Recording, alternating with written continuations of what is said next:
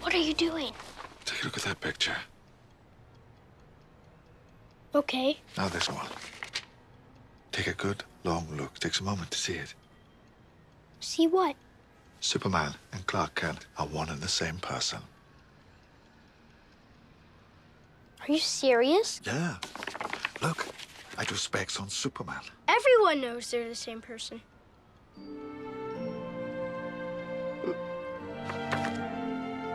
Well, Lois Lane doesn't. And she's a reporter.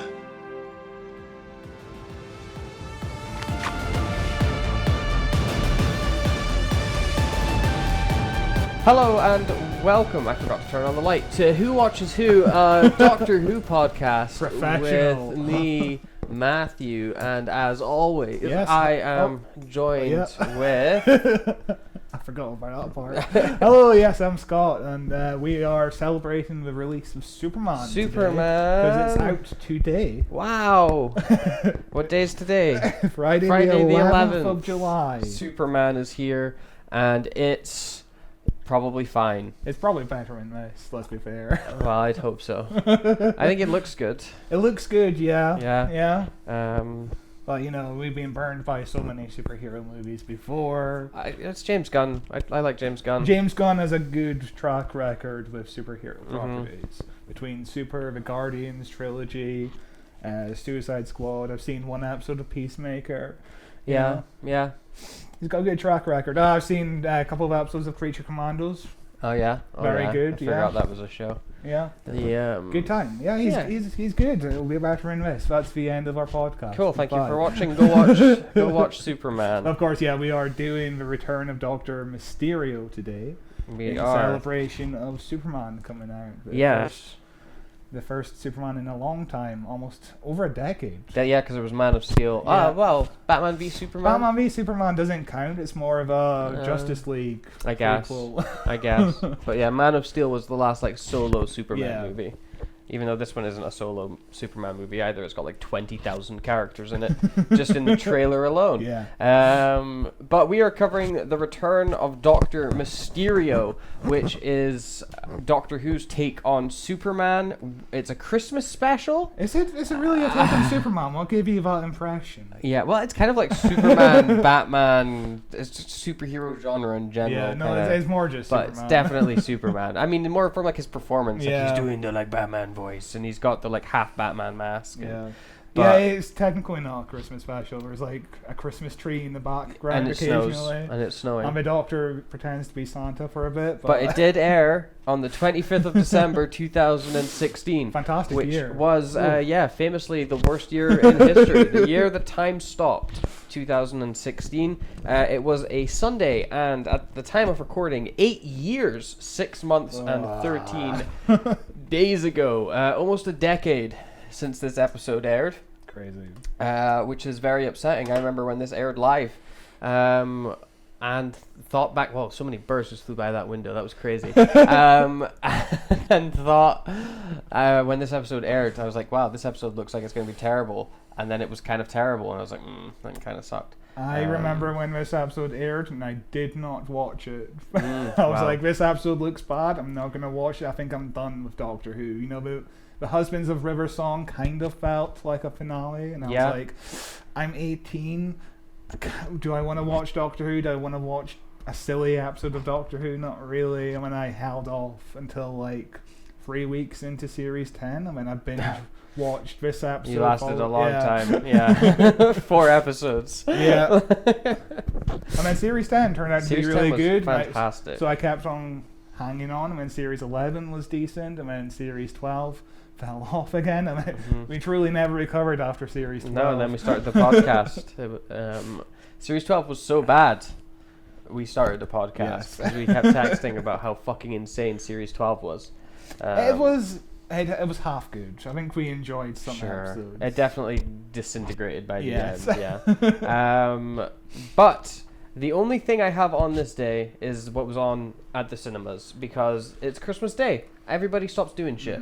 But what It's gotta be Rogue One. It was right? Rogue One, yeah, it was Rogue One. No. Rogue One, it just came out, which is pretty relevant still, because Andor's just finished recently, and is, everyone's revisiting Rogue One, and I still need to finish Andor season 2, but I still need very, to start very good. season 2. It's very good. It's just who has time to watch I shows? know, You know, yeah. I'm wearing a Phantom Menace t-shirt right now. Though, so, Good you for know, you. I'm I'm wearing a Twin Peaks t-shirt. Wow. Very relevant. Wow.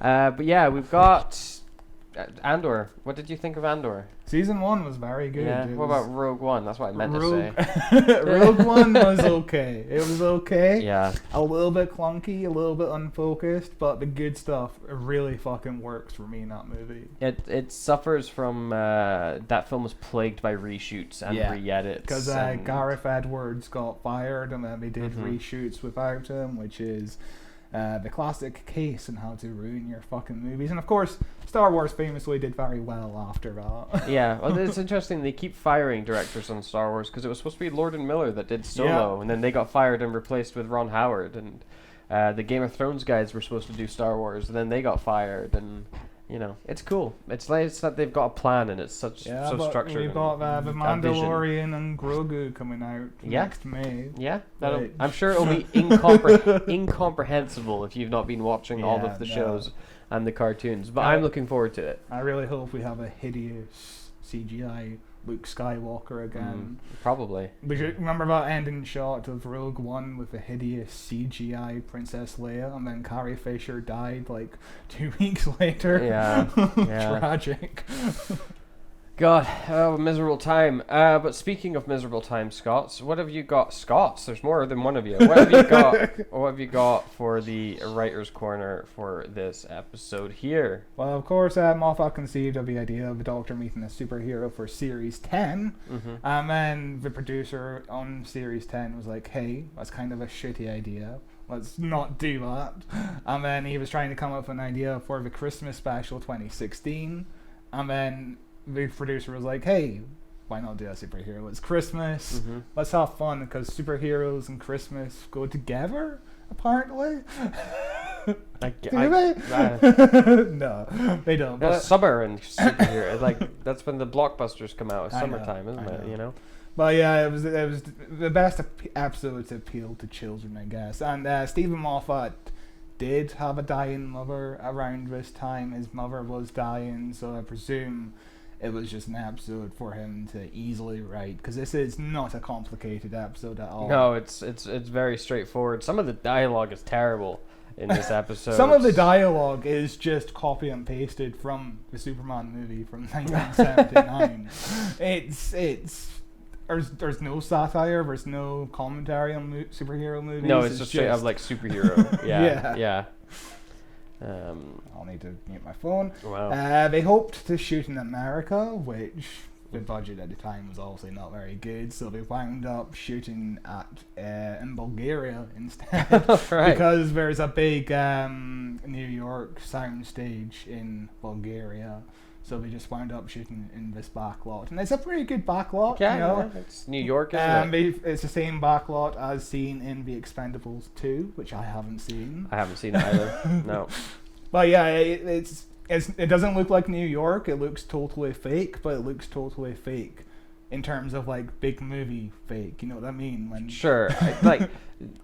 For me, the cheapness in the episode didn't feel like it was in the sets. Like, you know, they're like in an apartment on top of a roof in Yeah. a tower building. Like, it was just these big spaces where I was like, cool, this is fine. This is New York. I can suspend my disbelief for this. Where it really fell for me, where I was like, you know, the costume. Yeah. The suit, fucking the Ghost's costume is possibly one of the ugliest superhero costumes I've ever seen in my life. But, It's pretty rough. yeah. I mean, if you compare it to like the Green Lantern suit in the Green Lantern movie. Yeah, but like, you know, that's like CGI, whatever. Like, this is a practical, bulky, ugly suit. It's terrible. Of course, the episode gets its name because in 2014 and 2016, Peter Capaldi was in Mexico City, and a fan came up to him and said, hey, you know, when this show first premiered in March 1968 in Mexico, the show was called Dr. Mysterio. And then Stephen Moffat obviously liked the idea so much that he called the episode The Return of Dr. Mysterio. It had been 1 full year since Doctor Who had been on the air, because obviously the last episode was the last Christmas special. Yeah. Imagine a big gap between Doctor Who seasons. Would never happen today, because obviously Russell T Davies says there's not going to be There's big no gaps. gaps Doctor Who anymore. every year. Well, yeah, we've Doctor got Who every single year. we've yeah. got a War Between the Land and the Sea. Yeah, Everyone's looking forward to that, might right? Either coming out at the end of this year or early next year. Or it's never coming out and Yeah. it's a tax write-off. You think we're just going to Zaslav? Yeah, they're just gonna get rid of it. Probably for the best after that last season, but we'll see what happens. But yeah, shooting of this Christmas special began in September 2016, so you know there's still time for a Christmas special this year if they get something together, which who knows? It's been 5-6 weeks since that last episode aired. Has it really already? Oh my and god. there's been no Nothing. whispers of anything that's happening. Yeah, there's been absolutely well. There's been like they're trying to sell it to Netflix, to HBO, but there's been no like that we're doing something this year. It's been very much we're in negotiations and nobody wants this show. Yeah, but of course, Superman 1978 was shot in London, so you managed to get one crew member from the original Superman movie. This is Bob Schofield. He was the wire effects expert on Superman, so he worked on this episode. He also worked on the Shakespeare Code, I believe. All right. Okay. So yeah. That's one link to Superman. That's all you need. That's all you need for it to justify And it. you know, the special effects and the wire work decent enough. It's fine. Yeah. He looks like he's flying on TV. Yeah. It's like a CW superhero show, you know? The effects are maybe even better Yes. than the CW shows. We need to watch the CW shows one I day. don't want to. Great time. I really don't I want to. watched too much of those shows. Yeah.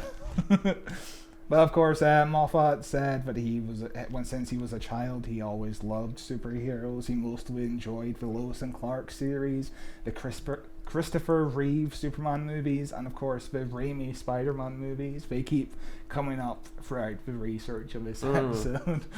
But they're iconic. Yeah, they are truly the best superhero movies in terms of like romance and Goofy. Yeah, goofy. You know, and fun. Yeah, they're timeless. The Raimi Spider-Man ones are fantastic. Spider-Man 2 is still incredible film. Spider-Man 2 has the best mix between, you know, the Spider-Man stuff and the Peter Parker stuff. Like the newer movies don't have too much of the interest in Peter Parker has to go to school and pass this exam kind of shit. Yeah. I miss that. Yeah, he's just like on a field trip. Yeah. You know, the entire Let's take him film. out of New York. And he's just, you know, with Mysterio, and it's kind of okay, kind of not okay. It was fine. The second half of that film was better than the first half. But yeah, Moffat for this episode said it's got a lot of heart, but it's also got a lot of brain too. Oh, get it? It's a that's how he pun. teased the episode. Yeah, because it's about brains. When Capaldi first read the script, he thought this is wonderful because it captures the light comedy touch that existed in the early Superman movies with Christopher Reeve.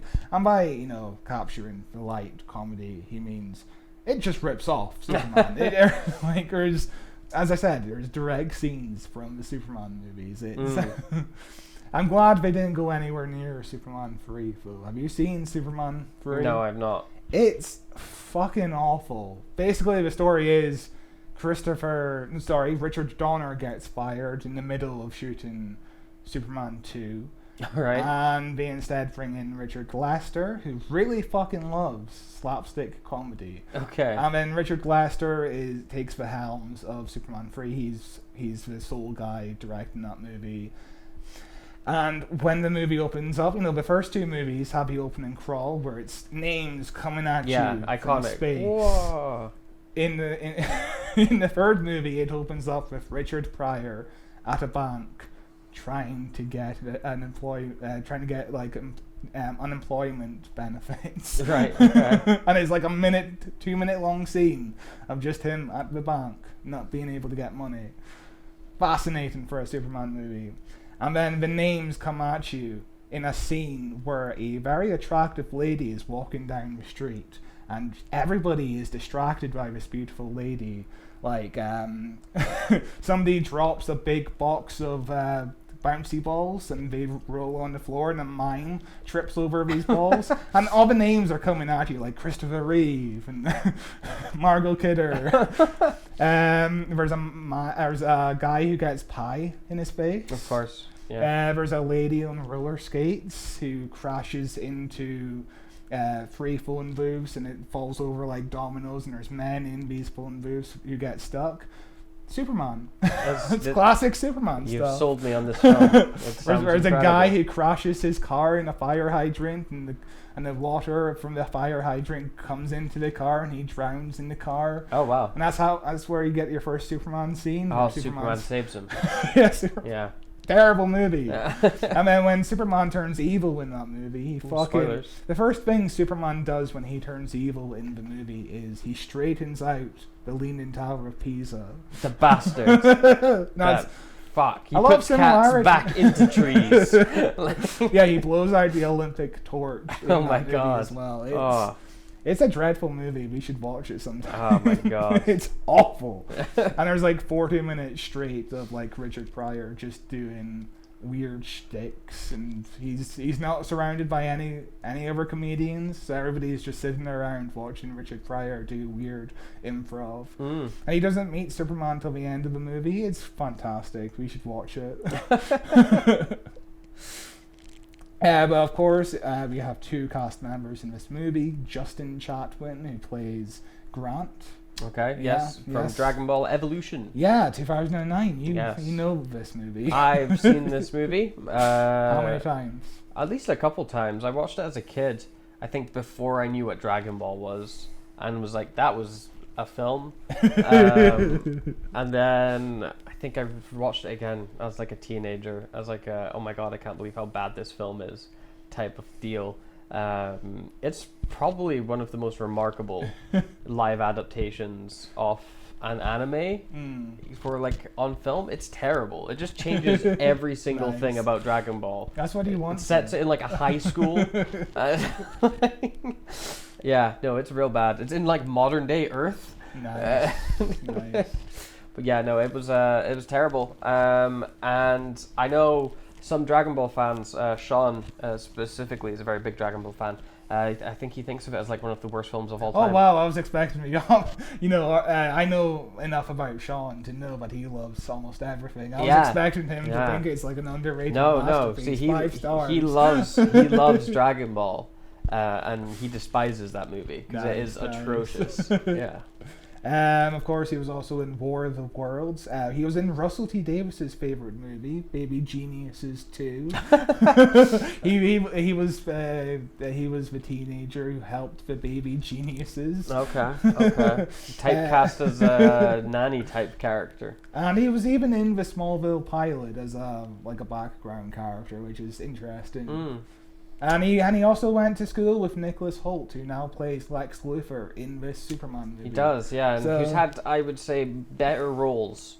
Yeah. Yes, much better roles given to him. Which I don't know if that's the hardship of what was this guy's name? Justin Chatwin. Justin Chatwin. Maybe he's just got a bad agent, or he's really bad at reading like scripts or something.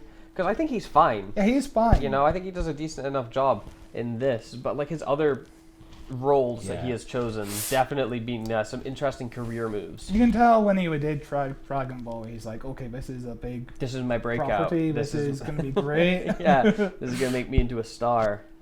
Oh, look, what's the fucking baby one? Baby Geniuses. Yeah, Baby I guess Geniuses this is what I'm doing now.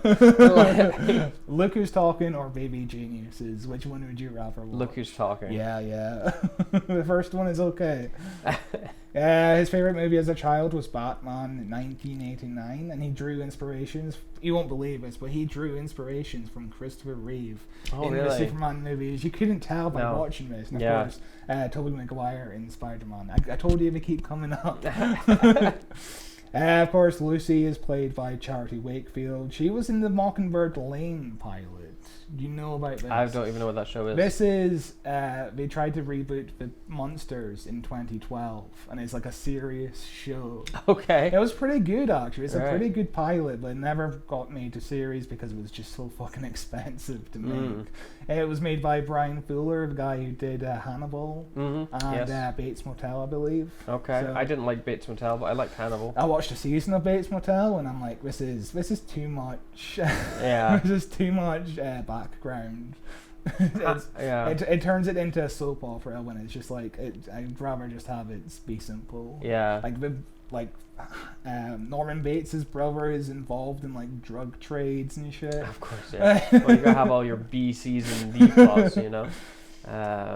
And she is English, and Chatwin is Canadian, so he knows American accent a little bit better than Charity. So Chatwin helped her with her American accent, which is obviously not American. It's not great, but I thought it was fine. It was fine. You know, I think it's counterbalanced well because Capaldi's so Scottish. Yeah. That it kind of distracts if it's like not a strong American accent. It's like, okay, but he's very Scottish, so I can tell that this is like an approximation of a US accent of some kind, you know? Yeah, of course. Moffat liked the idea of a superhero becoming one because of reading comics, which had been done. I don't think he's into superheroes because Kick-Ass was out long before this. Well, like 2010. Yeah. Like Kick-Ass is the ultimate guy who reads superhero comics and becomes a superhero movie. There's also like 1,000 other types of those films, like James Gunn's Super. Yeah, true. Yeah, you know, I haven't also, seen that movie in so long. It's a very good film. You know, like that. It's a pretty easy to go to trope. You know, person who's fan of superheroes becomes superhero. But yeah, I do not think for 1 second Stephen Moffat enjoys superhero films or comics. You know, there's interviews around the time of this episode releasing where he's like, "Yeah, the superhero movies today are very good," and he refuses to name any superhero movie other than the Spider-Man movies with Tobey Maguire. I think that's his like biggest knowledge. Of this is like 2016. This is like during peak MCU. Yeah, I can tell you the superhero movies that came out in 2016. We had Deadpool. Wow. Captain America: Civil War. We had Batman v Superman. Yeah, we had Doctor Strange, X-Men: Apocalypse, which had Nicholas Hoult. That was a bad movie. Because Nicholas Hoult was Beast, wasn't he? Yes. Yeah. X-Men: Apocalypse, the first half was okay. That was the last X-Men film I saw in cinemas. Yeah, same here, yeah. I was like, that was so shit, I'm not watching another But one. the first half was pretty good, and then everything after that Quicksilver scene just fucking falls apart, and there's like a Wolverine cameo where he runs naked into the woods. It's a bad film. It's a very bad film. We had Suicide Squad. Yikes. Teenage Mutant Ninja Turtle from Out of the Shadows, which is better than the first Ninja Turtles movies. I never saw that one. It's okay. It's not bad. That's a shit ton of superhero we films. also had Max Steel, which I've never fucking heard of in my fucking life. I think I have heard of that. It's based off on like a old, or not an old, but like a CGI Netflix kids show. Yeah, okay. And they did like a live action version of it. Yeah, but out of this list here, I would say there's maybe like 3 good movies. Captain America: Civil War is alright. Doctor Strange is alright. And Deadpool. That's alright. 3 good ones. Yeah. And the rest of them probably bad. That's a lot of superhero films. It was really the only movies getting made back then, wasn't it? Yeah, of course we've had a slight decline in superhero movies. I'm so glad about that. Like we had like 1 Marvel movie last year. Yeah. We have 2 this year. That's more than enough. But you can tell they're hedging all their bets on this Superman movie and also Fantastic Four. Yes. Which I'm optimistic about both of them, but also I think both look good. Fingers crossed, we're both good. I think the marketing for Superman's been very good. Yeah. It's the most marketing I've seen for a film in forever. I just wish they didn't show so much of the fucking film. I guess, but like I also like have no idea what the plot is even going to be. Yeah. You know, yeah. It's been a lot of like disconnected scenes. But yeah, shall we jump into the return of Dr. Mysterio? Yeah, I suppose we might as well. Oh my God, he's real. Who's real? The ghost. Who's the ghost? Masked vigilante, but he's What? super.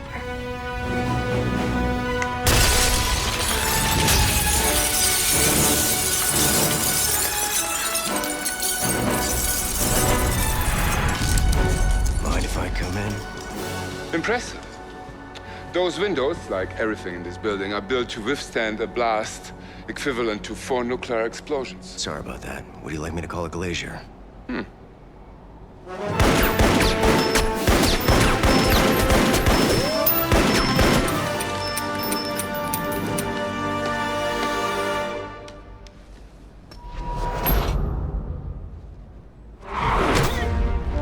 Please understand it's against my personal code to cause lasting harm to any individual. However, light to moderate injury is fine. That's good. So the episode opens with a child sleeping. Classic. Well, the episode opens up with adult Grant. Adult Grant sleeping. Yeah, but he's also dreaming about being a child. Or they were using it as like a flashback. I don't know. I think we're just using it to be like, okay, these two people are linked, because the same person, otherwise it would take about 10 minutes to link them, because this is a long cold open. It is incredibly long. This is just over 9 minutes, and I believe this is the longest cold open at this time until Eve of the Daleks, which is 2022? Yeah, 2022, yeah. Yeah. But of course he is sleeping in his wannabe girlfriend's house. Yeah. Babysitting. Of course, Lucy lives above a pizza shop called Joe's Pizza. Okay. Is that a reference you understand? No. It's pizza time. Oh, It's a Spider-Man 2 reference. 2, Yeah, pizza time. they made up that sign just that's as a fun. Spider-Man 2 reference, which I dig. Yeah, that's fun. That is It's a fun reference. Yeah. So in the flashback to the kid, Yeah. the doctor breaks into his house. Oh, well, the doctor is he's like swinging by. Yeah, you know, like like a pendulum. Yeah. Is that what they're called? Yeah. Sure. And you know he Get it? wakes. Because it's like a clock. Yeah. A time. He's a time grandfather traveler, clock. yeah. 'Cause yeah. Although I feel like the physics is a little bit off, because he swings at the same speed and distance. The same. I don't know. He falls completely off the window and still catches it. You know. But he, you know, wakes up little Grant, and they have a brief conversation. You know, like, what are you doing there? He's like, I was setting a trap, and I sprung the trap accidentally. There's little bits of dialogue in this which Moffat like does every now and then, which I just don't like. Yeah. It feels like he's like doing an impersonation of Joss Whedon, you know, or he's been looking at too many. It feels like he's memes. doing an impersonation of himself. Yeah, like it's- a lot of these lines are like little Moffat quirks, but they're Mhm. not clever Moffat quirks. It's like, you know, how'd you keep the glass in your pocket? Yeah. Skills. Like, shut the fuck up, you know? But of course, Grant wakes up his mum, runs into the other room, and is like, Mom, there's a weird man outside.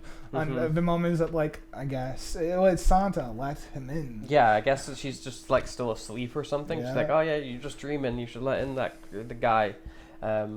Even though Capaldi doesn't have a beard. No, he's very just skinny. old. He's just old. He's like Tim Allen at the start of the Santa Claus. Yeah. Great movies. Yeah, they're fun. They're fun. Wacky but fun. Of course, the Doctor then, the rope breaks, the Doctor then falls, but manages to climb up the building like Tom Cruise. Yes. Somehow. It's just the magic of the Doctor, you know? Yeah, and of course, Grant gives him milk and cookies, and the Doctor goes, ho, ho, ho. And this is the last reference in the episode to the fact that it's a Christmas No, there's episode. another reference. When they go on the roof in the same scene, Grant's like, that looks like a Christmas tree. Yeah. And he's like, yeah, because it's science. He's also like, that looks very cheap, and it feels like that's Moffat just being like, yeah, the budget's low, what are you gonna do? It looks cheap. Yeah. Well, of course, the Doctor's winds up reading some Superman comics. Apparently, the first they had to reshoot this close up of the comics, because the first comic they picked up was a comic where Lois Lane knows Superman's identity, but of course the whole thing of this scene is Lois Lane doesn't know. Yeah. So, but of course the Doctor figures out that Clark Kent is Superman by drawing glasses on Clark Kent on Superman's face. Yes. Sorry, which is of course, a reference to the beginning of Superman 2, the Richard Donner cut, where Lois Lane is at the Daily Planet. I was about to say Daily Bugle. But she's at the Daily Planet, and she's like, hey, wait a minute. Clark looks like Superman. But it only takes her like 2 weeks after meeting Clark Kent to figure out that he's Superman in the movies, which is fair. Yeah, she's very smart. Of course, at the end of Superman 2, she gets amnesia kissed, which is kind of gross. I mean, I know you haven't seen Superman 4, but it's fucking awful what they do. There's a point in Superman 4, okay, Lois Lane still has amnesia. She doesn't know who Superman is. And then Clark Kent needs her advice as Superman. So what he does is he pushes her off a fucking building. And then he saves her, and he's like, hey, I'm Superman. I mean, at the end of that scene, Lois Lane is like, okay, I'll keep your secret safe. I won't tell anybody. And then Superman amnesia kisses her again. Classic. So the implication is that Superman keeps doing that to Lois Lane. Yeah. Every time he needs advice. That's gross. It is. Yeah, gross. that's awful. It's insane. Yeah. Right. Yuck.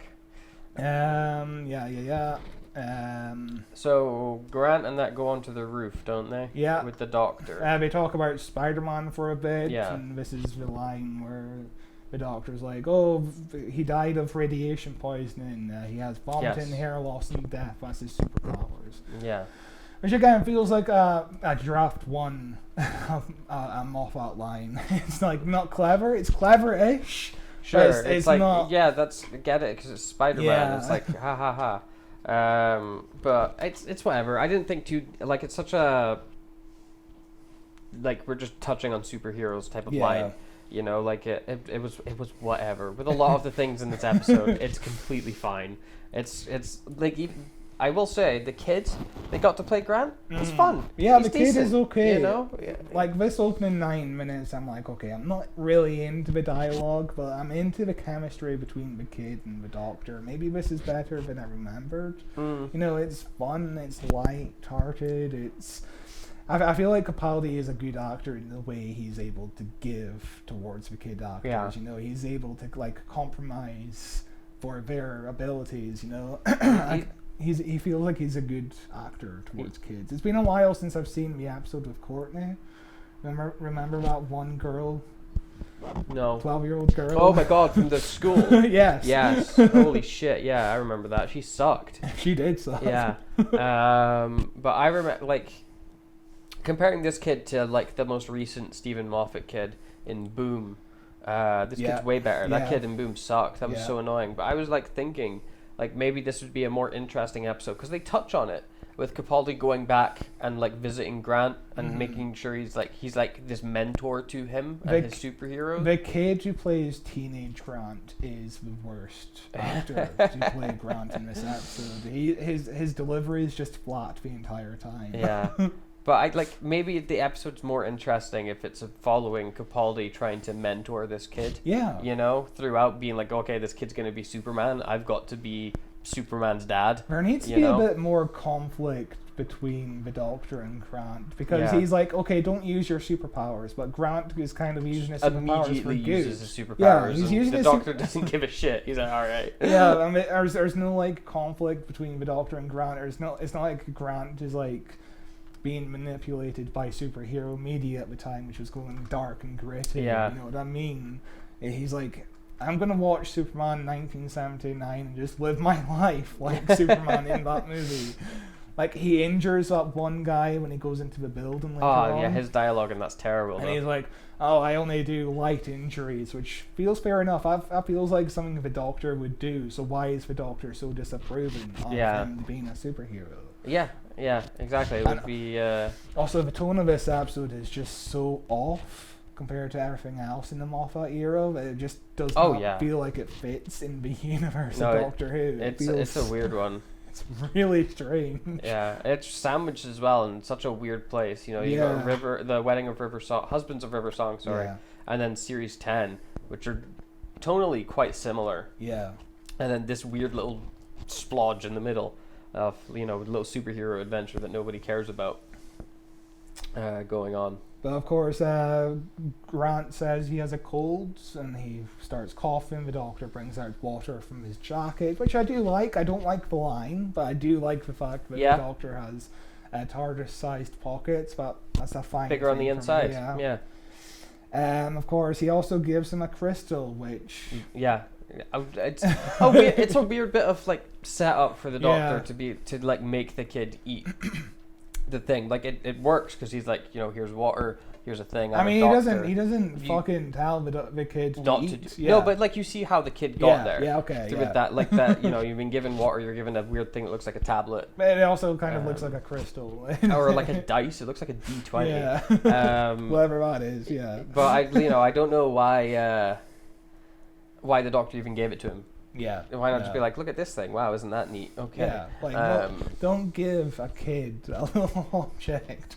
Although this, we're just coming off series 9, where the doctor gave like a weird crystal thing to me, the Game of Thrones girl. Yeah. To the Game of Thrones girl, and made her immortal accidentally. Yeah. So he just loves like poisoning children. It's been a while since I've seen that. Accidentally giving kids superpowers. It's a thing Capaldi has done twice. But of course, there's another Stephen Moffat line where he thinks the kid is like 36 or something. Yeah. Which isn't funny. No. Like that's a line Moffat does several times. It's like the whole thing with Strax where he thinks Clara is a boy.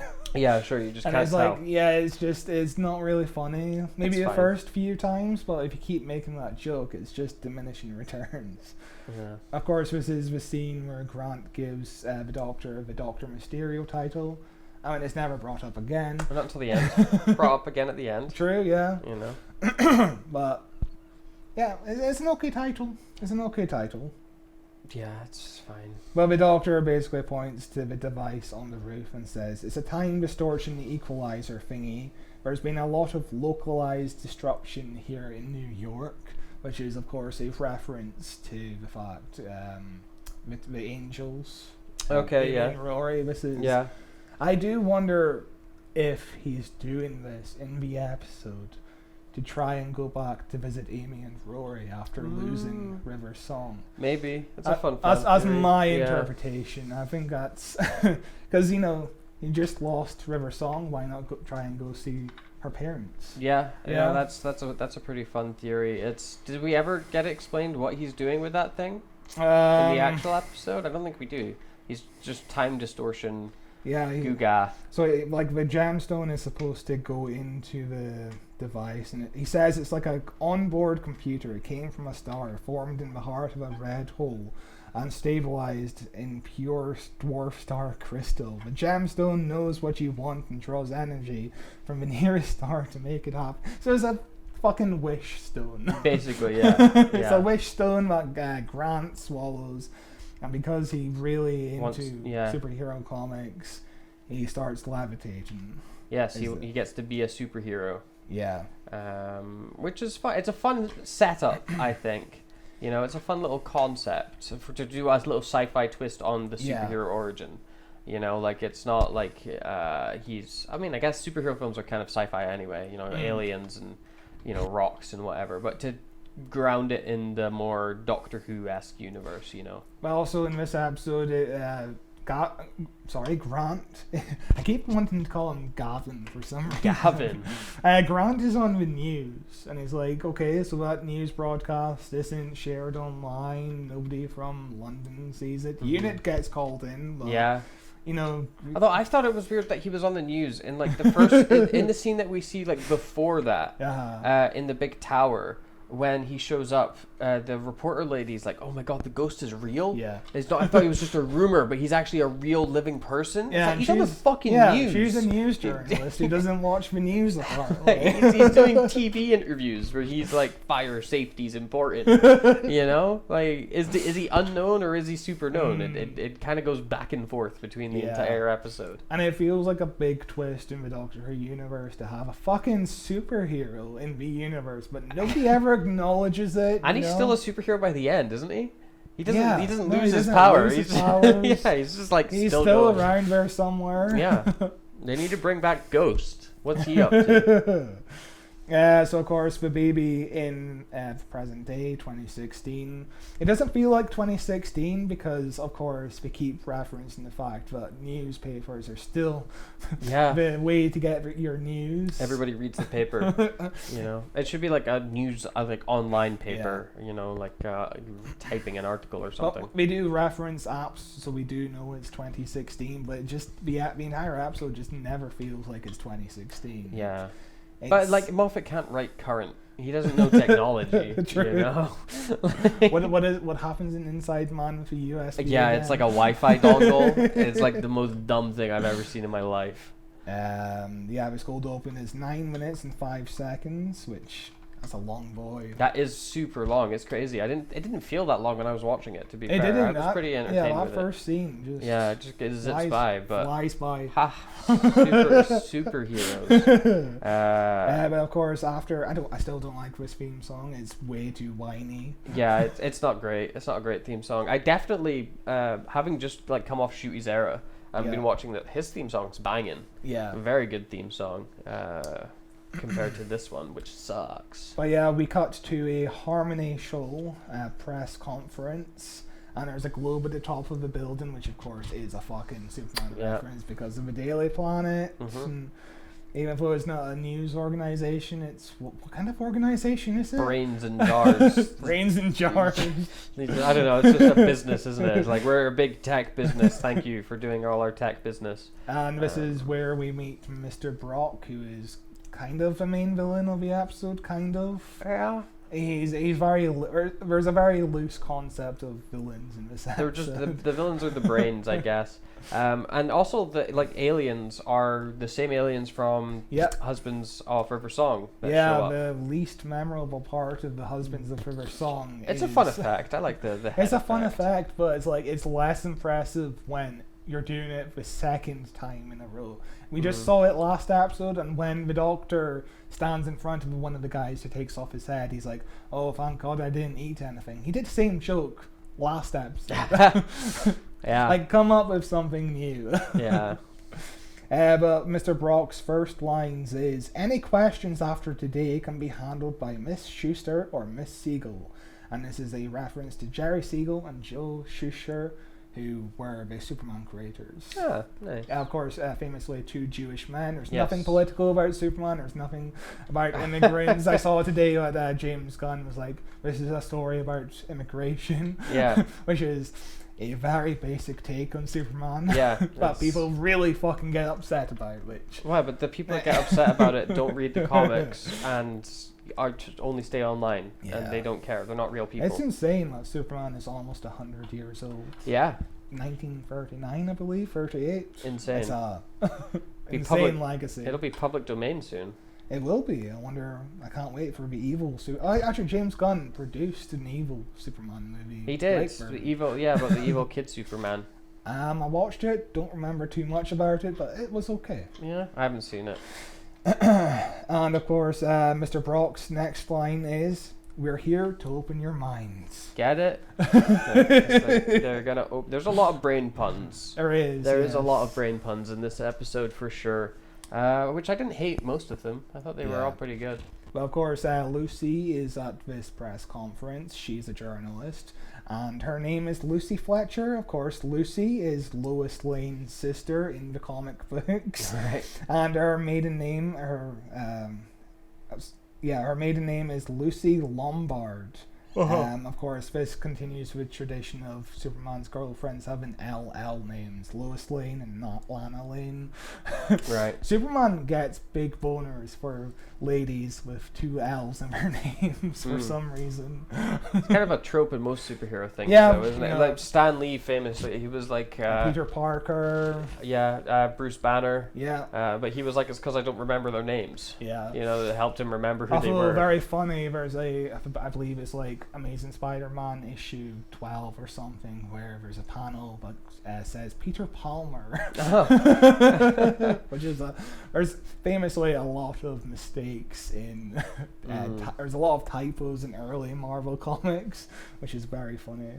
Lucy asks Mr. Brock about benefactors. There's too many benefactors for this kind of company. There's no trace of any manufacturers. And Mr. Brock is like, I killed them all, buried them in my back garden, which is a funny line, I guess. I guess. What did you think of that line? I didn't think too much about it. I'm like, cool, this guy's a dick. But you know, it's supposed to be that like, haha, charismatic, cheeky sort of like dude. But I think I'm just sick of so-called charismatic, cheeky tech leaders. You know? Yeah, really? Yeah. What makes you sick of them? They're just too cool. You know, they're just too great at everything. Everything they do is just too good for the world. Well, there is kind of a twist here where it's revealed he's not actually a villain. Sure, he has no idea what the company even does. The little German fella, as the Doctor calls him later on, is the villain because he's been replaced. Yeah. Yeah, he's been replaced with by... a brain. Yeah, he has a big scar on his face and he vomits up blue blood. Which, yeah. Yeah. I do like the German guy. He has a creepy face. I think he plays a good villain for sure, yeah. Of course, this is where we first get our Nardole reveal. Yes. Where he asks for the little boy's room, and Mr. Brock is like, the restroom is just over there. No, not the restroom, the little boy's room. Mm-hmm. I don't want to rest, is what he basically says. And again, Moffat's humor in this is kind of broken.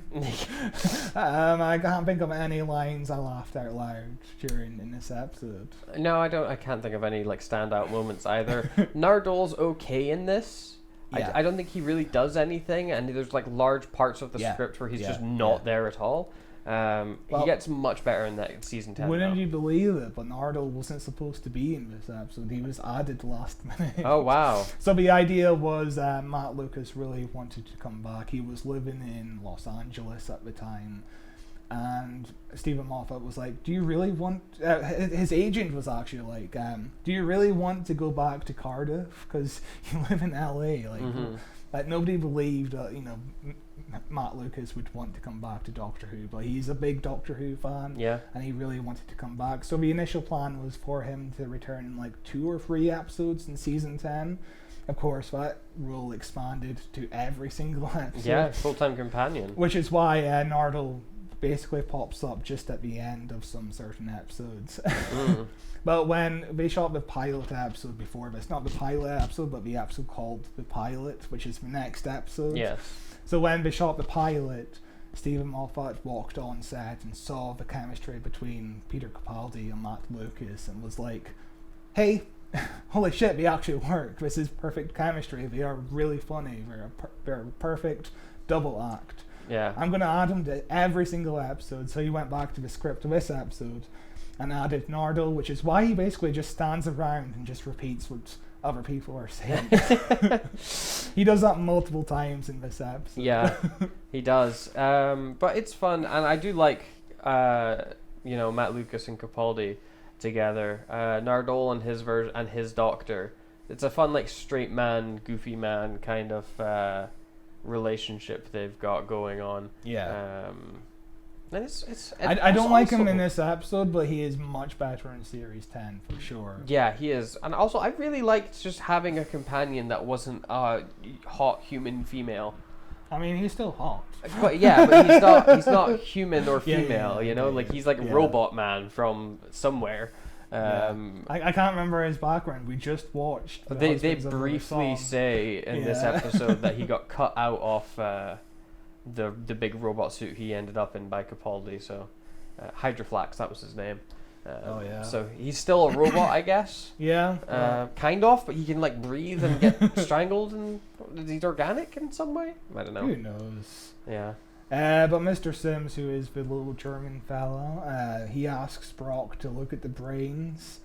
This is when Nardole, the Doctor, and Lucy are all sneaking around the facility late at night. Mr. Brock and Mr. Sims are both really lively talking about the fact. Just delivering expositions so loudly, Mr. Brock is basically like, hey, we can't question why there's brains here. We just have to keep going on. We can't know what's going on, really. More brains are being added. There was like 24 earlier, but now there's 36 brains. But then Lucy is listening in on the conversation, and the doctor is very loudly eating sushi, which is very strange. Yeah, it's one of the more quieter foods to eat. Yeah. But I like sushi. Sushi's good. I haven't had sushi. I've never had sushi. Really? That's shocking. It's so easy to get. I know. I could every day at Tesco's. I'm like, I'm gonna get a meal deal. I look at the sushi section. And I'm like, no, just go for Start with a veggie sushi if you're unsure about the fish, and then I'm not unsure about the fish. It's just like, I like my basics. Wow. I like my cheese and onion sandwich. The sushi's good. I get sushi quite frequently from the meal deal section. Yeah. Yeah. Iconic meal deal section. Truly the best thing about our country. But yeah, the doctor just eating sushi loudly feels like a first draft joke, but there's no punch up to it. It's just he's eating food and it's loud. Yeah. And it has like no consequence. They like don't notice. Yeah. You know, he's just eating sushi in this scene because I guess he's quirky. Well, you know? Of course, Mr. Sims eventually murders Brock. There's like guys and surgical masks that come out of the walls, which is kind of creepy imagery, but they kind of did the imagery better like 11 episodes later with the Cyberman episode. Yeah, sure. Yeah, it's okay enough. The whole brain in jars things feels like it's a callback to the Hartnell era. I believe it's a Keys of Marinus where there's an episode where there's brains in jars as well, which Okay. yeah. Of course, Mr. Brock winds up tapping the glass with the brains. The inside, little eyeballs show up. Yeah, and it was fine. It's fine. It's a fun little imagery, I guess. The like little eyes on the brain is a creepy. I like it. Yeah. Creepy. It's alright. Freak image to show, but they just don't do anything. No, they really don't. They just kind of stand about. It's like whatever. But yeah, this is the point where Lucy and the Doctor introduce each other. The Doctor's like, I'm Special Agent Dan Dangerous from Scotland Yard, Scotland. Yes. Which, Codename the Doctor. Again, it feels like a first draft line. It just... he couldn't think of anything funnier to say. Yeah. It's fine. Yeah. It's, like everything in the episode.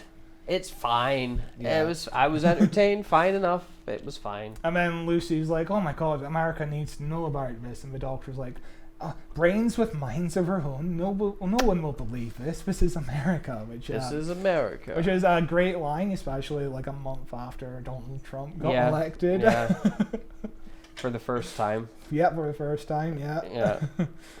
But the Doctor's basically like, okay, a Harmony show is all over the world in capital cities.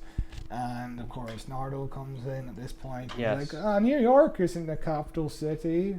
And then they bicker around for a bit, and really unfunny lines. It's just not funny. It's whatever. It's fine. Like, yeah, it's fine. But again, fine. Their bickering causes Mr. Sims to overhear the conversation. I do like this line. He says, I would call security, but they might leave you alive. Well, that's a good line. That is a good line. line. I like that line. Yeah. I liked Capaldi's, although I feel like I've seen it somewhere before, where he's like, okay, tell them that you shot us in our back. Yeah. You know, in self-defense. You know, and so he gets everyone to turn around and face. I feel like I've seen that from something, and I could not tell you what. But when I was watching it, I was like, is this a reference to something, or is this just like a stolen idea? The minute Peter Capaldi turns his back, it reminded me there's a meme T-shirt going around. You know those like really cheap T-shirts where it's like, okay, 50 years of Doctor Who, and it's like all the Doctors together. Sure. There's a meme T-shirt where all the Doctors are wrong. It's like somebody else in like David Tennant cosplay. It's like the wax. There's like a wax figure of Tom Baker. And then there's Peter Capaldi with his back turned to the camera. I actually want that shirt. Yeah, it's that's a pretty good. That's a pretty. I good actually t-shirt. have like the official version of that shirt. Wow. My mum bought for me for Christmas, and I'm like, I'm never gonna wear this, but thank you. I appreciate it. I have multiples of those. Wow. It's just like really cheap, really tacky. Fades in a like one Yes. wash. But Yeah, so this is when Superman shows up, isn't Yeah, it? this The is the ghost. scene where Ghost knocks on the window and then breaks the glass. Yes. Yeah. And then this line I thought was just so bad, where the guy is like, "Oh, well done. That glass is designed to withstand like 17 nuclear bombs." Like, what the fuck? What? His strength. What in this sort of episode- glass is designed to survive that? But also, his strength in this episode seems quite inconsistent, because I feel like there was a line earlier where the Doctor's like, it's not going to give you like big superpowers, but it will enhance it slightly. Mm-hmm. You know what I mean? But then it turns out, no, he's a proper superhero. He's like proper Superman. He can just do whatever they need him to He's do. invulnerable to bullets. He's invulnerable to bullets. He can just click his fingers and make fire. He can break glass. He's got X-ray Yeah. vision. Yeah, which he uses to look at. Because he's a little pervert, man. Yeah, but you know, but even the X-ray vision line of him in puberty is like, Superman fucking did that line. Like Lois Lane in the rooftop dinner scene Yeah. interview, she's like, "Do you have X-ray vision? What color are my panties?" That's a line from Superman. It feels more of a Moffat line than Moffat's line in this episode. Like, we talk about Moffat being horny and stuff. There are horny lines in the original Superman movies. There's a line where Lois Lane is asking a question. She's like, "How big are you?" And then there's a beat. And then she's like, no, I mean, how tall are you? Of course, the implication is, How big is your penis? yes. Yeah. Which is hornier than any line in this episode. Where is Stephen Moffat's horniness in this episode? It's Christmas time, you know? He's just not that horny at Christmas. He's too tired. This is where I think we get our flashback to the Doctor telling Child Grant that the crystal might pass someday and never use your powers, which reminded me of Pa Kent from Man of Steel. Yes, yeah. Where Superman's like, but the bus was about to drown. What am I supposed to do? Never use my powers? And Pa Kent is like, Yes. maybe. Yeah, but let them drown. Let them drown. You know? And then that fucking awful scene where Pa Kent gets trapped in a tornado. And Superman could fucking save him. But he said, it's fucking ridiculous. he was like, let me die. Like, did he really fucking need to substitute a heart attack where Superman has no power over this situation with a fucking tornado? Like, did he really need to do that? Yeah. Then he breaks Zod's neck. Yeah. Even though in the movie Man of Steel, apparently there's never any lines to indicate that Superman doesn't kill. Like, Yeah. so if you're watching the movie and it's like you're not really familiar, You're with not- yeah, Superman, you're not that already scene, that familiar. scene means nothing to you. Yeah. There's no. But you know what it does have in Man of Steel? Yes. Weird penis spaceships. Yeah. I'm looking So- forward to rewatching it. I'm looking There you forward to go. looking at all those builds. Such a flying around. weird design. Yeah. So it's very Zack Snyder. Like he did the same in whatever the fuck that Netflix films were called. Rebel Moon. Yeah, Rebel Moon, where they had the vagina Are they wormholes. still making those? No. Like, are supposed to be a comic book tie-in? Yeah, no, I don't think they are. I think the movies are done probably. Remember when they released the movie and then they were like, okay, the director's cut is out in 6 months. Yeah. Why not release the director's cut first? Yeah, I know. Yeah. Or like only Bizarre. the director's cut. I watched the first Rebel Moon. It sucked, and then I never watched the second Yeah. one. I'm not a big Zack Snyder guy.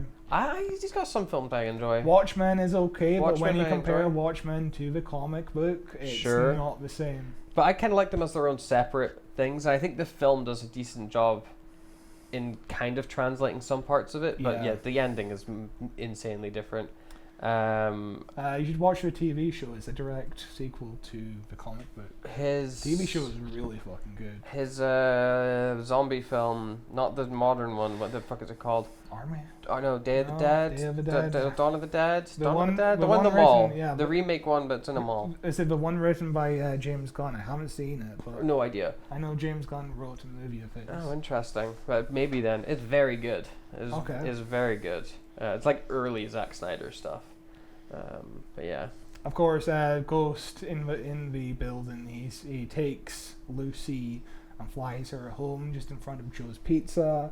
And he has the line saying, well, I certainly hope this unpleasant experience hasn't put you off a career in journalism, which of course is a direct reference to the line in Superman 78. Well, I certainly hope this little incident hasn't put you off flying, miss. Statistically speaking, of course, it's still the safest way to travel, which is a fucking great line. Yeah, also saying that flying's the safest way to travel in the 70s. Like, flying's been around for, like, 15 years. Yeah. Of course it's the safest way. There's not enough data yet. But I will say this episode does lack proper chemistry between the two leads. I'm sorry. Of course, we don't have enough time to like have a chemistry read test or anything like that. I think they're fine, but yeah, I don't ever really believe them as being wanting to be together. But the entire time, you are reminding me of lines from the original Superman movies, and the best thing about the original Superman movies is the chemistry between Margot Kidder and Christopher Reeve. Right. Like, they are on fire. How long has it been since you've seen those movies? I was a child, so... Okay, you need to rewatch them. They're okay, but the chemistry between them two is just incredible. Like, holy shit, it's on fire. And Margot Kidder is so fucking hot. Yes? What are you about to say? I was gonna say they're on fire because they're like their loins are on fire. Nice. From them having sex. Well, of course, we see Grant fly upstairs to the baby, living his. Yes, because Grant is also a nanny. He's a male nanny, and I think Moffat does a good job in really holding himself back from making as many jokes as he could. There's one scene with the doctor where the doctor's like, "Are we not going to make fun of you for being a nanny?" Yeah. And then like he they moves on fucking through it. they fucking did this joke with Rory. Being a nurse. Yeah. Fucking what was it, like 6 years ago? The same joke was made with Rory. It's just Moffat repeating himself here. But yeah, the doctor arrived in the apartment first. Yeah. Of course. It's a fucking insane apartment, by the way. Like, how's she affording that? I guess, like, we don't know what her ex-husband did, you know? It's a fucking classic New York television apartment. Where it's just impossibly big. Yes. It's like a TARDIS. Yeah. Well, that's fucking bougie. She's got this huge bookshelf, like, going all the way across. It's crazy. I was like, what the fucking hell? Being a journalist pays really well. But of course, the doctor has the line, with great power comes great responsibility. No man worthy of the title leaves a baby alone, which he has a point. Yeah. He leaves that baby alone so much. Like, I know he has super speed, but what happens if you're, like, kidnapped or something and you're in a situation? Yeah, he's irresponsible. He chose a really weird job. He did, to also balance being a super, like, deliver pizzas downstairs in the pizza place that's downstairs, you know? Pizza time. Pizza time. You could do that easily, you know? You keep delivering pizzas to her house. She's like, I didn't order a pizza. You're like, yeah, but pizza time. Extra sausage. You've been watching too many pornos. But yeah, this is the first indication of the doctor being disapproving of him being a superhero. And it's like, there's no point to this storyline. There's no commentary. Make a commentary about how dark superhero movies have become. And Grant is taking the lessons from modern day superhero movies or something like that. That would require Moffat to watch modern day superhero movies. Like, there's no commentary on superhero movies. It's just, what this is Superman. We're just doing Superman. Yeah, we're just doing a superhero thing. There's just nothing interesting. I don't think it even does anything different or throws it on its head in any way or does a little twist or a little sci-fi little Doctor Who-ism. There's no time travel. No. You know, there's one bit of time travel when Nardole goes to the Neapolitan era or whatever. Yeah. Neapolitan, like the pizza. And you know, he's like, I was an emperor or something and I ruled firm but fair. But this came out the same fucking year. Batman vs Superman came out. And the biggest criticism of those, the Man of Steel and Batman vs Superman, is the fact that Superman is too dark in those movies. Try and make a point about that or something. I don't know. Just any kind of criticisms, any kind of parody. Just don't do exactly the same kind of tropes the original movies were doing. Of course, when Grant comes home, he stumbles around because he's like Clark Kent in the original Superman movies, where Clark Kent is portrayed as He's a clumsy, goofy guy. Yeah. This is, of course, Nardole has nothing to do in this episode, so he just fucks around in the background playing with baby toys. I thought it was funny. He pulled some funny faces when he gets the elephant. He's like, "Ooh," But yeah, it's very much like we just have Nardole on set. I guess. I believe Matt Lucas did a lot of improv in this episode, and that's one of the improv parts. This is obviously Lucy is just downstairs. She arrives home at this point, and she's shocked to find the Doctor and Nardole there. And the Doctor's like, "Oh, we followed you," and she's like, "You followed me, but you got here got before here me first." Yeah. Yeah, and the Doctor's like, "Yeah, we wanted to follow you that much, you know, like it was of the utmost importance." And then we spent a lot of time in this apartment. We really do. It's almost like a bottle episode. You know, we're kind of here. We're on the roof. Every now and then we dip back into that big tower, but we're mostly here. Yeah, we flash back to the 90s where Grant is now a teenager. This is where we get our boner joke. Yeah, he's played by a different actor who just delivers his lines really flatly. Yeah, well, I guess he's like kind of supposed to be like awkward, shy teenager, you know? So he's like, "Oh, I don't want to talk right now because I'm just like this." You know. And of course, his school is just a white boy. Yeah, it's just how he remembers it. You know? But we get the little boner joke because he's doing X-ray vision, and the Doctor's like, "Oh, you like her the most?" when he sees the to-be journalist lady walk by, and he's like, "How do you know?" It's because he's floating up in the air because I guess his boner elevated him, and pushed his trousers up, and he starts floating conveniently at the time when nobody's walking by. The school seems to be quite busy, people walking by. And then suddenly there's nobody walking by when he starts floating.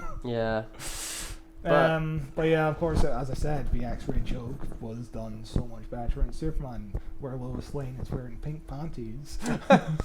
It wouldn't be Moffat without sneaking in a boner joke of some kind, you know, and I think this is pretty tame for him. I know. I was like, wow, well done, Moffat. Compared to the boner joke he writes 12 episodes later with the Master and Missy, where they're kind of having a little fight. The Master's like, "Is this an awkward time to say I have a boner?" basically. Yeah. In Boom, just recently, he just had the Doctor have a flashlight. The entire episode. You know. Do you think he knows what a flashlight is? Absolutely. This is where the Doctor and Grant start having a conversation on the balcony. We find out that basically Grant's a big fucking cuck, because Lucy fell in love with Grant's best friend. They got married, they had a baby, Grant's friend ran off, and now Grant is just kind of lurking around. Grant's friend sucks. Full dick. And then the Doctor just makes fun of Grant for being a cuck, basically. This is basically 24 years I've had a crush on her, and the Doctor's like, "Oh, 24 years. Oh no, I'm triggered." Yeah, because that's how long a day was. With River Song, of course. This is, of course, where a fire engine goes off. Grant flies off. And I didn't like this scene with the journalist lady. Where you don't like Mr. Huffle? No, where she's like, "This is Mr. Huffle, he feels pain." And like takes him back to interview the Doctor, and she like squeezes him whenever she thinks he's lying or something. No, it's just... I think it's maybe the wrong Doctor. Yeah, it is. Because I don't think Capaldi would give a shit about a squeaky toy. Like, fucking Capaldi would fucking throw that squeaky toy just on the street. Yeah, he'd be like, "Good, squeeze it more."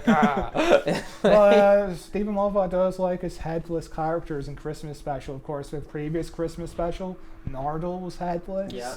In another Christmas Special, we had Handles. Yeah. He does like his headless characters in Christmas Specials. Or I guess they're only heads. They're bodiless. Yeah, true. True.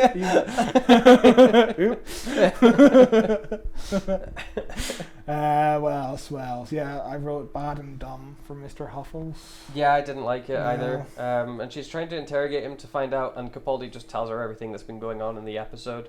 I guess we just haven't been paying attention. He's like, "There's brains are taking over. There's bad guys. There's a superhero." He says brains are independent life forms. Harmony Show replaces they want to replace the brains of key authority figures around the world, which fucking sounds like the Slovene two-parter, which. You know, this episode. I was thinking that as well. I was thinking it's like Slovene, where Yeah. you know, unzip. And Which everything. I get his theory turns out to be wrong. Actually, no, very right. No, it was right. Yeah, it New was York. right, They're yeah. going to blow up New York Yeah.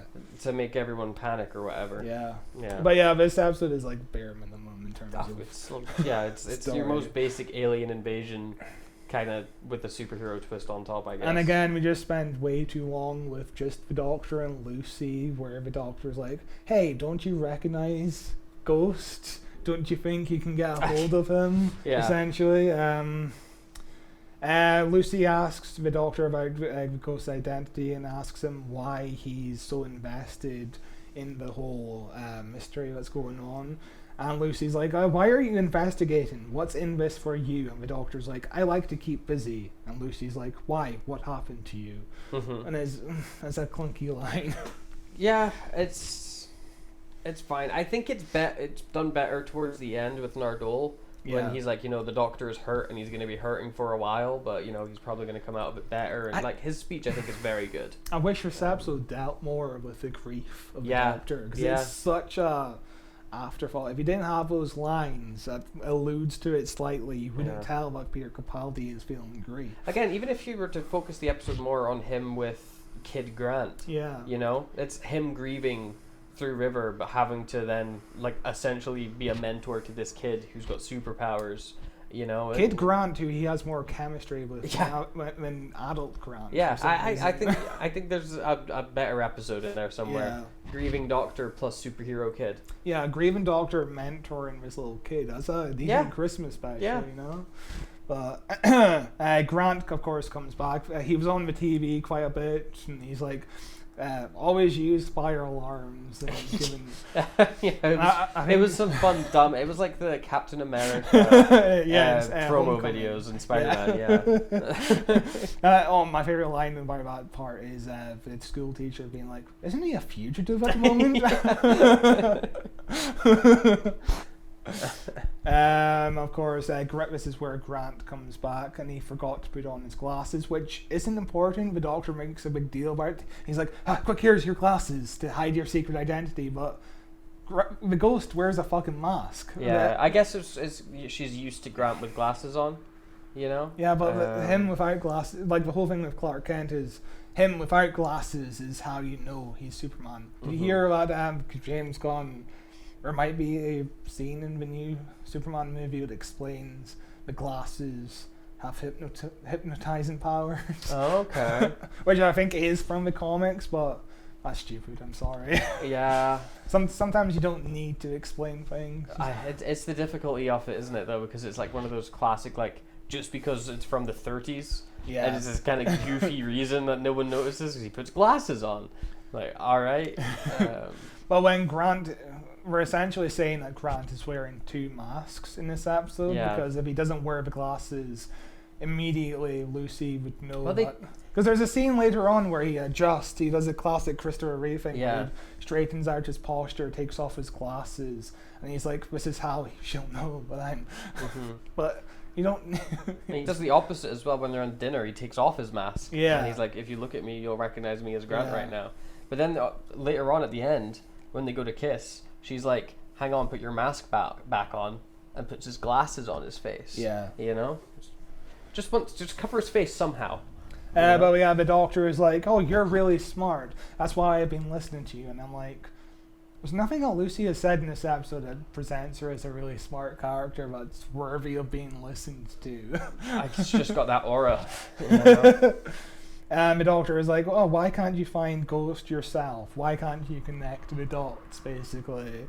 Of course, this is the scene where Grant is running around the apartment doing the Mrs. Doubtfire thing. Yeah. Grant is in the bedroom and suddenly he runs off to the kitchen to make a phone call. He puts on his ghost I voice. really liked the editing here. Oh yeah, Where it it's goes actually- comic booky. Yeah, Yeah. like Ang Lee's Hulk. Yeah, but it's like the Doctor and that, like, sometimes it's doing like this 3D effect where Yeah. they're breaking out through the border, of the like actual split screen that they're in. I thought it was such a nice little detail. Yeah, it's really like good a little editing. comic That's book not panel. in the rest of the episode. Yeah, I know. It's just for this one scene. I was like, oh, I kind of wish the whole thing was like go super stylized sort of Sin City type deal, you know.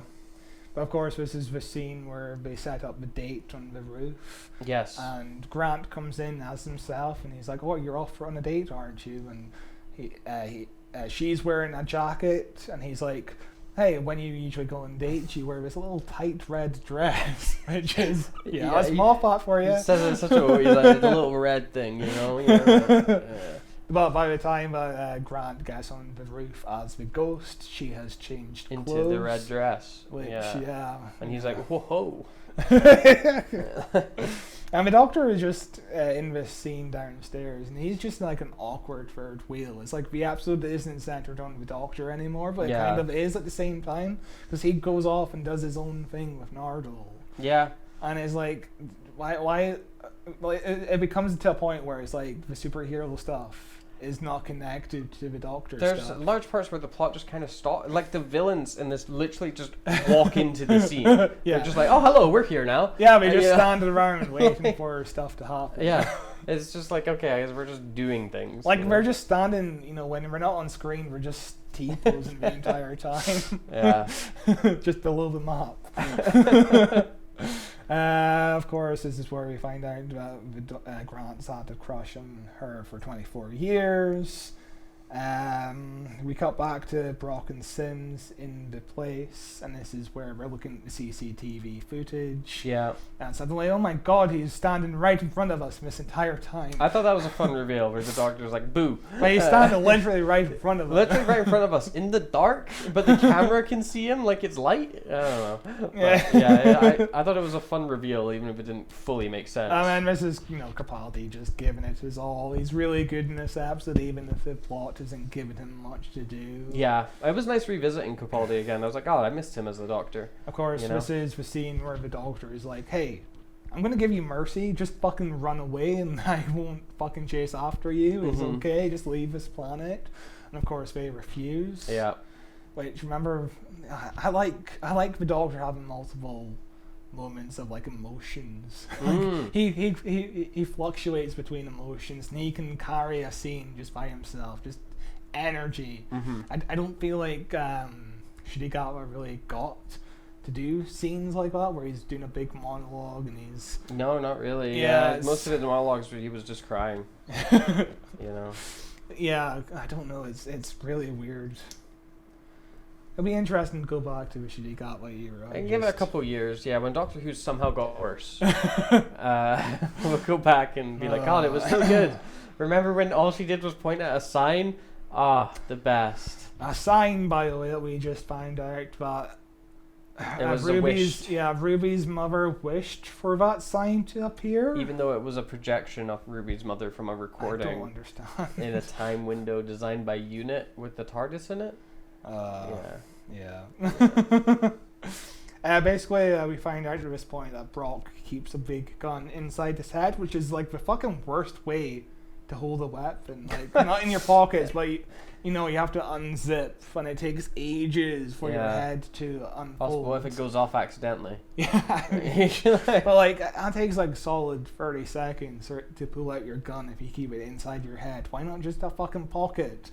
He's dramatic. He likes the reveal, He likes just having that one special effect. Yeah.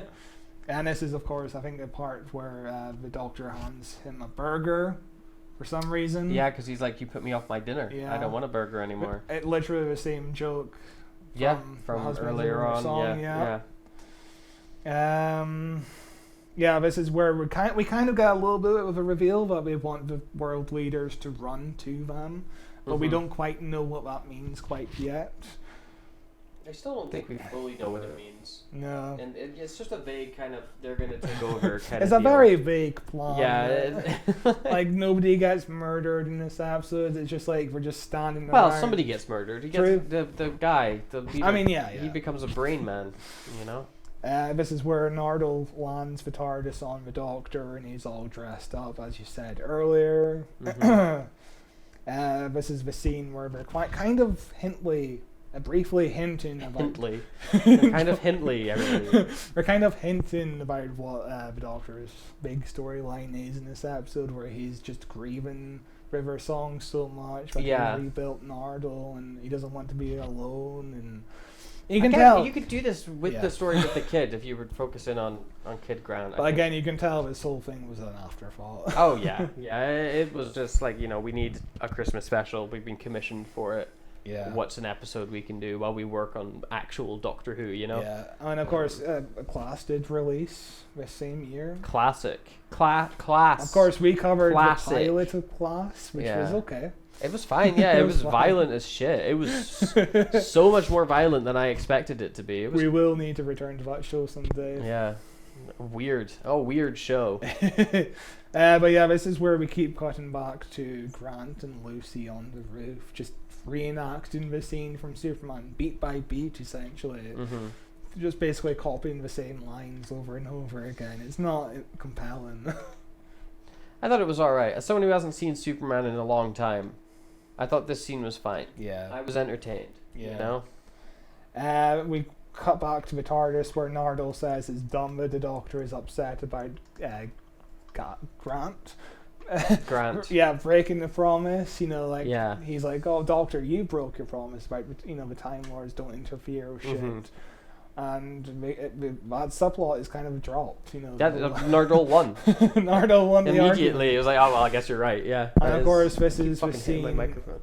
This is the scene where they go to the same set, but it's in Tokyo this time. Yeah. And the Doctor is distracted all the Japanese people with Pokemon It Go. feels racist. It does. Like, of course, this is the same year we all Pokemon Go to the polls. Which I think still, I think I lost her the election. That line alone, nothing to do about emails, just Pokemon Go to the polls. She was too cringe. She was gonna win right until that moment, Yeah. It's like Jeb Bush's "Please Clap" in that year as well. God, what a great time! Please clap. You know what movie references Jeb Bush? The Birdcage from 1996, and I'm like, oh yeah, Jeb Bush was a thing even then. But Yeah, his dad, his dad and his brother were president. I know. Poor Jeb Bush. Imagine being the most unsuccessful person. This is the scene where Lucy is cold in her red dress, but Grant lights the candle, and suddenly she's really warm, immediately warm, just by this one tiny candle. She's like, oh yeah, this has changed things for me. Now I'm warm. I wrote blah blah blah. Lucy asks if Ghost is gay because of the rubber suit. He talks about the double life, and this is a scene where Lucy realizes she loves Grant because she's like, there's nothing but talk about him. She's like, I've taken Grant for granted. Oh my god, I love him. And it's like, okay, but you've had like no chemistry. There's nothing to indicate that you care about each other. You've had like one or two scenes together the entire time, like you've known him for 24 years and you still talk to him as if he's just help, Yeah. Like you've known him for like a few weeks or something. Like there's just literally no chemistry. But yeah, of course, the brain people arrive to Grant and Lucy's location because the story is just centered on them now for some reason. Yeah. There's no plot. There's no plot. There's no plot. Yeah, no, it's fine. It just follows these guys around and they do things and then it kind of ends. I wrote Juicy Lucy. Juicy Lucy. Oh no. Lucy is jealous of who Grant is dating, I guess, at this point of the episode. Yeah, she's like, he's going on a date with someone because he said to her that he was going on a date as part of his big lie. Yeah, of course, to be there on the roof as a Superman. And she was like, oh, who's he dating? Why am I caring about that? I guess I'm in love with him madly. You can't just... And this entire time, Grant is like taking off his mask. Yeah, he's doing the whole Christopher Reeve straightening his posture. Look at me, you'll recognize me. But they do some fun, like, she just refuses to look at him. Yeah. Like, she turns right to avoid seeing him, then she's got her head in her hands, sort of deal. And then when she does finally look up, he's changed his mind, and he has the mask back on. Which again is okay, but at the same time, I just do not give a shit about these characters. There's nothing Like, tell me one thing that's cool about Grant. He's a superhero. Tell me one thing that's cool about Lucy. She's a journalist, which is a very admirable career. We're both just Lois and Clark stand. Yeah, no, they're straight up just like... And they have no personalities outside of just being similar to those two very fucking famous characters. You know, it's like making a story about a cat who eats pizza. Oh. You know? And he really hates Tuesdays. Are you going to be interested? It sounds like a really good idea. Yeah. I fucking just bonked my microphone. I'm so sorry, people. Nice job. I'm just so fidgety. Pushes buttons. The Doctor pushes buttons. Yeah, the Doctor pushes buttons. That's Yeah. a smooth transition. Yeah. But yeah, the funny German fella, as the Doctor calls him, pops up on screen. And the German fella explains the plan basically, and so they're stage managing an alien attack.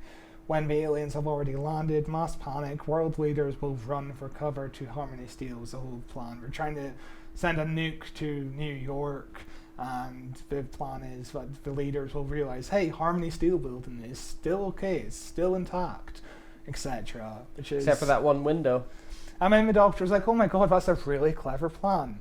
And just before that line, I thought, yeah, that's a decent plan, you know. And then Stephen Moffat is patting himself on the back, saying, with the Doctor saying, "Oh my God, that's a really clever plan." Yeah. It's like, okay, it's not that clever. It's fine. It's fine. Yeah, it's fine. It's whatever. It's fine. But of course, you know, they've got Grant and Lucy on the roof, and Grant is like, fuck this, I'm gonna go up into space, and suddenly I'm gonna go downstairs again and dress up as Grant again, and have a baby monitor, and I'll also get. I don't understand what he's doing in this scene. I don't know. He just gets captured again by the guys. But I guess. Why change into Grant?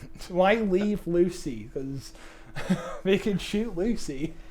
He's just too quick. He's confident. You know, it's like the whole baby thing. He knows the baby's gonna be fine. It's fine. Maybe premonition is like part of his powers. We don't know. What is the plan? What is the next part of his episode?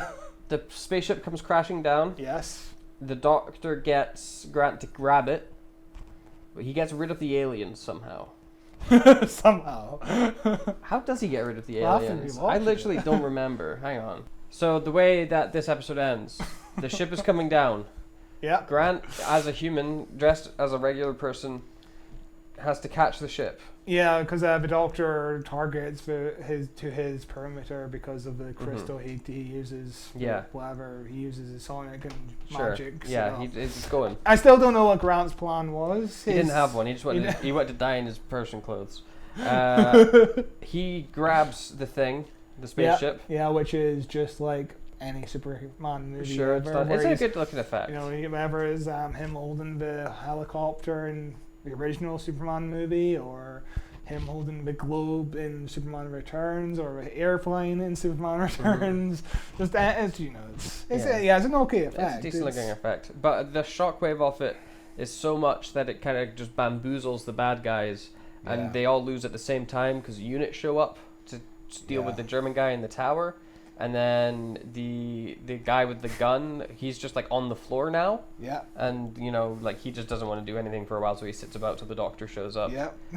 The Doctor comes out and he's like, "Cool, get rid of the bomb, and you guys can have sex, I guess." Yeah. As Grant and that fly off, and then the villain is like, "You think this is over?" And the Doctor's like, "Yeah, it's over."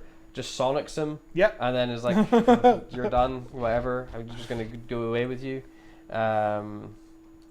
And Unit's going to arrest him or something, I guess. The other guy he transplants his brain into a Unit soldier. Yeah. You know, it's like a classic cliffhanger tease of they'll be back. Yeah, there'll be consequences for the future, and it just never gets picked up again. Yeah. Classic. Big Finish are there waiting. They're waiting. If they've not already done it, they will. The Adventures of the Brain Guy at Unit. And not the best villains, by the way. They're fine. They're okay, and like the special effect is cool. But when the guy puts his head back after it's been detached, you know those stringy bits. The stringy bits just magically cling back onto the other half of his head. It's organic, it's grabbing it, you know. Yeah, no, it's just Yeah. reversed Yeah. footage, obviously. But it's fine. It's a cool special effect. It still works, but it's like, I saw that last Christmas. Why are you showing it off again? Yeah, because they still have it in the studio, you know. They can reuse it. We get a goodbye scene at the table, which I think is maybe the better scene, where they're like, you know, Grant's gonna stay a superhero, the Doctor's sad and a grieving guy, but he's gonna, you know, keep traveling and trying to save the world. Now he's back being Doctor Who man. You know, like there's a new series of Doctor Who coming, so he's ready to be the Doctor again. And I think Nardol's speech is probably the best one that everybody gives. You know, where he's like, he's grieving and he's sad, but he'll get better. I'll make sure of it. And then the episode's like, who is that? Doctor Who? No, it's Dr. Mysterio. And that takes us into the end credits. And then the very fun trailer for Series 10. This Series 10 trailer is fine. It's a bit... It's showing off a bit too many questions. And Doctor what? We're trying to make Bill too quirky, which I didn't like at the time. There's a whole point where she's like, it looks like a kitchen. Her response to the TARDIS, which just... I can't remember the context of that line inside of the episode, but that's just Stephen Moffat trying to come up with a quirky new line of how somebody can explain the TARDIS. It looks like a kitchen. Yeah. Even though it doesn't look like a kitchen. There's no sinks or ovens. Or how does it look like a kitchen? It's silver. It's silver. Like a kitchen. But it was fine. Season 10 was very good. And Season 10 was the last very good season. I like Series 11 quite a bit, but Series 10 was better. Yeah, so. for sure. Yeah. And this episode was fine. It was fine. I have no big problems with it. Yeah, I gave it 3 stars. It's completely in the middle for me. Yeah. It's like alright. Well, for me, it is in the middle. It's 2.5 out of 5. You couldn't get any more middle than that. 3 out of 6. That's how I do it. It's just because I saw this. I've been watching the Superman movies recently, and every Superman scene that's just directly ripped off from those movies is just sticking out like a sore thumb to me. There's no twist to anything related to Grant. In terms of his superpowers, I find him kind of like bland. There's nothing to him other than, this is Clark Kent, but his name is now Grant. This is Lois Lane, but her name is now Lucy. There's nothing original about this idea. You're even using the same villains from Last Christmas. Yeah. Not the episode Last Christmas, but the Last Christmas special. Yeah. It's fine. There's nothing fine. terrible about this. I liked it a little bit better than I remembered. So I remember really disliking this episode, but it's not a Christmas special. I'd go. Remember, it's a Christmas special. There's no Christmas. There's no Christmas. It's possibly the least Christmas special that we've ever had. This is Stephen Moffat, who does the most Christmas specials. Yeah, he loves Christmas. What's going on? Like, he fucking brought in Santa Claus. He fucking did a Christmas Carol. Yeah, Right. And now he's just like, oh yeah, I'll reference Christmas for like a second in the first opening bit, but is it even set at Christmas? I doubt it. I have no idea. It's just snowy. It's just snowy. There's that opening scene set at Christmas. That's it. With the little kid. But yeah, it's not bad, but if you're thinking about revisiting this, there's probably better episodes you could revisit. Yeah, for sure. It's not the worst. It's not... I don't know between this and Joy of the World, which one I like more. This. Yeah. I didn't like Joy to the World that much. I've only seen it once, but I very much... it was like fun, but the ending... I thought the ending was so weird. And there's like no plot to that. Yeah, Joy to the World is very disjointed. Yeah. This one's at Remember least... the doctor bullies that lady? Yeah, it makes her cry, and then she becomes a star at the end. Yeah. And as the star of the Doctor looks at when he regenerates into Billy Piper. Yeah. I can't believe that's the final moments of Doctor Who ever. I can. It feels like the way Doctor Who would go out, just kind of cannibalizing itself, you know? I'm very curious about what the future of this show is. Are we going to get one this year? No. We'll see. No. But... Hey, yes. What do we got next week? In 2 weeks' time. In 2 weeks' time, I mean. In 2 weeks' time, we are doing another episode of Doctor Who, which has the title of Midnight. We're doing Midnight. Because we are back doing our victory tour of Series 2, which we've both really enjoyed. Series 2 is very good. Of course, you know, we had the Midnight sequel episode. Now it's time to revisit Midnight. It's an episode I hadn't seen in a long time. I rewatched it very I recently. rewatched it the day the well aired, Yeah, but before that point, I hadn't seen it in at least a decade. And it's fucking excellent. It's very good. Yeah, it's very so good. Yeah. I can't believe that guy wrote the Reality War. The Reality War and Midnight share the same writer. Yeah. Amazing. Yeah. What a time to be alive. But until then, in subscribe. 2 weeks' time. Yes. Yeah. 2 weeks. We're on a every 2 week schedule now. We are. But subscribe, like, watch, listen. We're everywhere. We have a ton of videos in the backlog. We're balls hair away from 100. We're 98 at the time of recording, so push us over the line. Get us to 100, baby. But yeah, visit our playlists on our YouTube channel. Pick your favorite Doctor. I'm sure we've covered an episode covered you every really Doctor, like. I'm yeah. sure we've covered episodes you really hate. Listen to our opinions of those really bad episodes. Just check us out. Check us. We've done a lot of episodes. We've covered every Doctor, every spin-off show. Right now, we've even covered the K9 Australian show, which banger. was amazing. Yeah. So until we see you then, goodbye. Bye.